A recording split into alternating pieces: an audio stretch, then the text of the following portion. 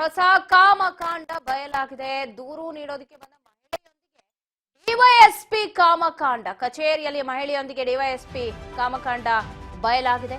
ಗೃಹ ಸಚಿವರ ತವರು ಜಿಲ್ಲೆಯಲ್ಲೇ ಹೊಸ ಕಾಮಕಾಂಡ.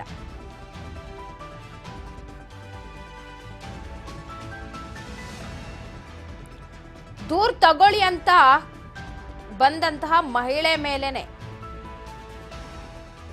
ಲೈಂಗಿಕ ದೌರ್ಜನ್ಯವನ್ನ ಎಸಗೋದಕ್ಕೆ ಹೋಗಿರೋದು ಡಿವೈಎಸ್ಪಿ.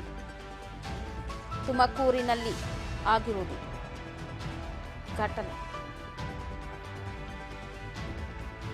ನ್ಯಾಯ ಕೊಡ್ಸಿ ಅಂತ ಹೋದೆ ಹಿಂಗ್ ಮಾಡ್ಬಿಟ್ರೆ ಎಲ್ಲಿಗಂತ ಹೋಗ್ಬೇಕು ಗೊತ್ತಿಲ್ಲ ಮಹಿಳೆಯರು.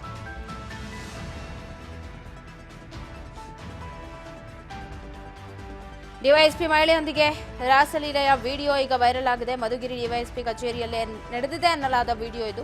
ಡಿವೈಎಸ್ಪಿ ಕಚೇರಿಯಲ್ಲೇ ಮಹಿಳೆಯೊಂದಿಗೆ ಡಿವೈಎಸ್ಪಿ ರಾಸಲೀಲೆಯನ್ನ ಆಡಿರುವುದು ದೃಶ್ಯದಲ್ಲಿ ಗಮನಿಸ್ತಾ ಇದ್ದೀರಾ ನೀವು. ದೂರು ನೀಡಲು ಬಂದ ಮಹಿಳೆಯೊಂದಿಗೆ ರಾಸಲೀಲೆ ನಡೆಸಿದ್ದಾರೆ ಡಿವೈಎಸ್ಪಿ ರಾಮಚಂದ್ರಪ್ಪ. ಮಧುಗಿರಿ ಡಿವೈಎಸ್ಪಿ ರಾಮಚಂದ್ರಪ್ಪನವರದು ಅಂತ ಹೇಳಲಾಗ್ತಾ ಇದೆ ಈ ವಿಡಿಯೋ.